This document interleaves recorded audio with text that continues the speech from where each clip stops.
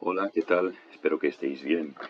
Hoy vamos a hablar de la tectónica de placas, pero antes de nada quería presentar este libro en el que me he basado para realizar este trabajo y que es un libro que está realmente bien. Es del autor Ignacio Meléndez Cevia, se llama Geología de España. Como veis aquí, una historia de 600 millones de años. Está escrito en un tono divulgativo, con muchos ejemplos. No he utilizado un lenguaje excesivamente complejo y es muy recomendable. Lo que ocurre es que está descatalogadísimo, así que si encontráis un ejemplar por ahí, pues yo no dudaría en adquirirlo. Bien, vamos a hablar entonces, como hemos dicho, de la tectónica de placas, que es un tema que incumbe tanto a la geología como a la geografía y al saber en general, que es lo que importa. La idea básica es que la litosfera está fragmentada en placas que se deslizan sobre la astenosfera, que es una capa situada en la parte superior del manto y que está próxima a la fusión. Aquí en este gráfico vemos claramente donde se ubica la astenosfera, parte superior del manto, pegando con la litosfera. Precisamente la presión que ejerce la litosfera sobre ella le impide fundirse. Entonces, aquí veíamos las principales placas tectónicas que forman la litosfera continental y la litosfera oceánica. Como veis, de diferentes tamaños y también de diferente importancia a la hora de originar formaciones geológicas, orogenias, formación del relieve en general. La litosfera puede ser continental y puede ser oceánica. La oceánica se forma a partir de las dorsales, zonas donde esta litosfera está fisurada y hundida. Al tener esta menor espesor, hace menos presión sobre la astenosfera y esta estará algo más fundida, de manera que saldrá por las fracturas en forma de lava volcánica, dando origen a lo que llamamos litosfera oceánica. Esta litosfera oceánica es más densa que la continental y por eso, si chocan, la oceánica acaba por subducir, es decir, se introduce por debajo de la placa continental y creando en la superficie zonas de gran actividad sísmica y volcánica, como se ve aquí. Aquí tenemos este penacho térmico que sube desde el núcleo, atravesando el manto.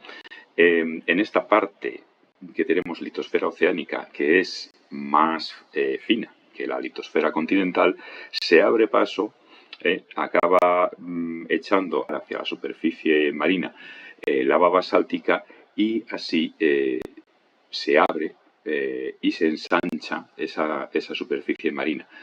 Al empujar, parte de la litosfera marina se desliza o se introduce por debajo del continente. Y eso se llama proceso de subducción. La placa continental se arruga por el empuje, dando lugar a cadenas montañosas como estamos viendo ahí, y a la actividad volcánica.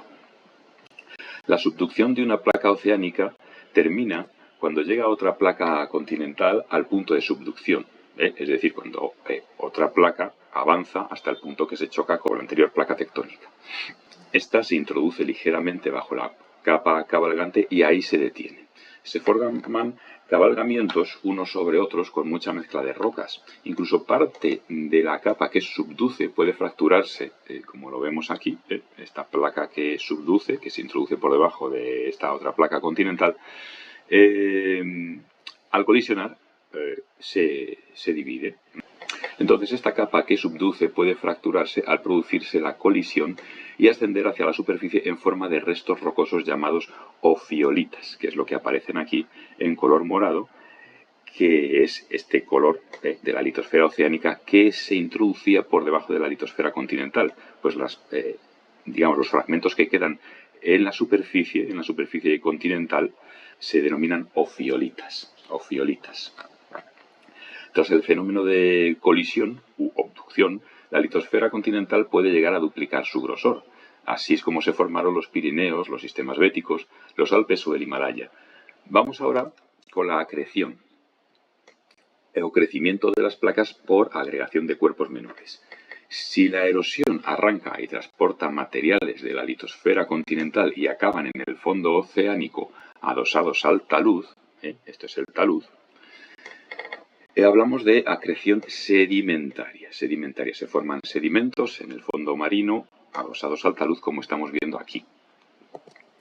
Si las placas continentales se acercan, por ejemplo, dos placas continentales se acercan y durante el proceso de subducción, estos sedimentos que están en la superficie del fondo oceánico, aquí en color morado, acaban incrustados contra el talud, aumentando así su tamaño, hablaremos de acreción continental. En consecuencia, al examinar el orógeno, pueden aparecer materiales cuyo origen es muy lejano en el tiempo y en el espacio. Es decir, estos sedimentos que aparecen aquí en color morado, por acción de otra placa continental que estaría aquí a la derecha y empuja contra la que vemos aquí a la izquierda, se pegarían, se incrustarían en el talud continental de esta placa de aquí y al final formarían parte de ese talud y de esa plataforma continental y acrecientan el continente mismo. A continuación, vamos a hablar de un fenómeno conocido como rifting. Los penachos térmicos, como el que vemos aquí, son corrientes de material muy caliente que ascienden desde el núcleo hasta chocar con la litosfera. Dado que la litosfera oceánica es más delgada, al ser golpeada por el penacho aparecen islas volcánicas. Si el penacho térmico ocurre bajo la litosfera continental, se forma un abombamiento hasta que ésta empieza a fracturarse y la astenosfera emite gran cantidad de lava basáltica, como veíamos antes que ocurría también en las dorsales. O sea, el fenómeno es el mismo tanto en la litosfera continental como en la oceánica. Lo que pasa es que la oceánica, al tener menos grosor, es más fácilmente atravesada por este penacho térmico. Un rift puede extenderse por miles de kilómetros. El Gran Valle del Rift, que lo vemos aquí, está en África Central y mide 4.830 kilómetros de longitud y presenta partes levantadas y hundidas por subsidencia. Como vamos a ver aquí en este vídeo. En este vídeo nos muestra cómo se originó el Gran Valle del Rift.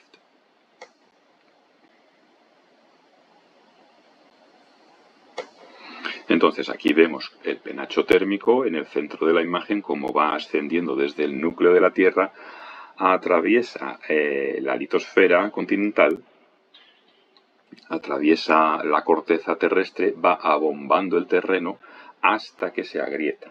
Agrieta es lo que llamamos el rift, ¿no?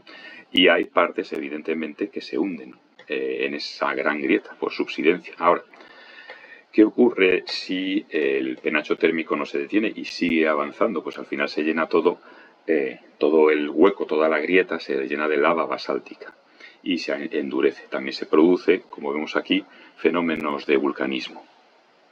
Y así es como se creó el Valle del Rift.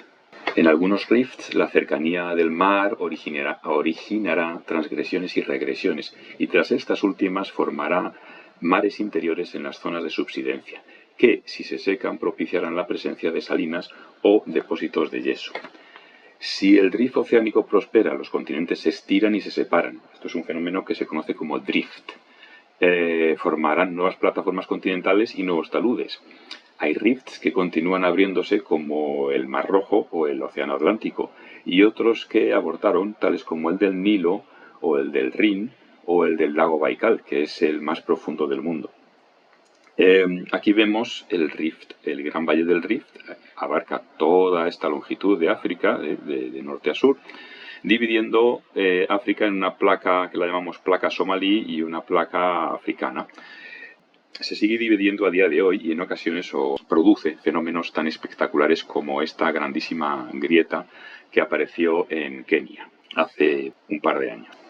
En España tenemos el sistema ibérico, que es un rift que terminó por cerrarse. Por eso, en medio del mismo se halla la fosa Calatayud-Teruel, que era la zona de subsidencia por donde se abrió esta fractura. Bueno, pues nada más. Espero que todo se haya entendido bien y hasta pronto.